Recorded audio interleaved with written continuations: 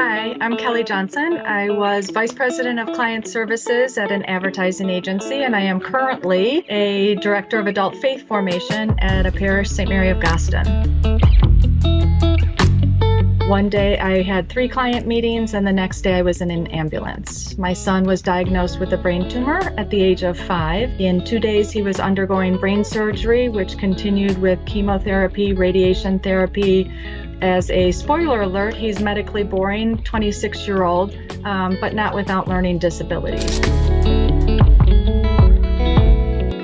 As Bobby was undergoing his cancer treatments, we were in the hospital 2 or 3 times each month. So all of a sudden our lives kind of turned upside down. A lot of what it was too was a surrendering or a understanding of the losses. Not necessarily the big loss that we think of, but the little losses along the way. The loss of being able to do things as a family, the loss of our hopes and dreams for our child, the loss of us having what is considered a normal life. So all of those things were part of the surrender and part of the loss and the changes that we went through. I think though, as I look back, that I was blessed, and I say we were blessed because both my husband and I came to the realization that there is no why. There is no why us, why him, why our family, but really just that it was all a matter of surrendering. And we needed to just let go of the whys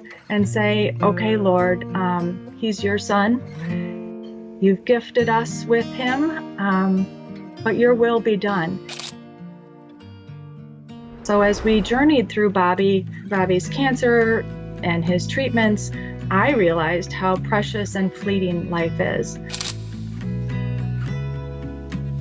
I see that God's plan is for the best, and as we surrender to him, he could take it, and he has made something magnificent out of something that maybe isn't such a great situation. So as we journeyed through Bobby's cancer and his treatments, I realized how precious and fleeting life is. He gives us what we can handle, or never gives us more than what we can handle. And I think that is part of what the Lord was doing with me, is taking me from what I was doing in advertising and marketing and saying, I have something else for you. You got to go through this in order to get to this. And that certainly would not be the path I would choose to go through, but the Lord was moving us through that path. The Lord talked about remaining with him and keeping his commandments. All of those are all part of how we need to be walking with our Lord, is that sense of remaining with him and following his commandment to love one another. That's where we begin then to step into sharing our greater love with those who we're caring for, those who are surrounding us, those who are in our families and in our communities.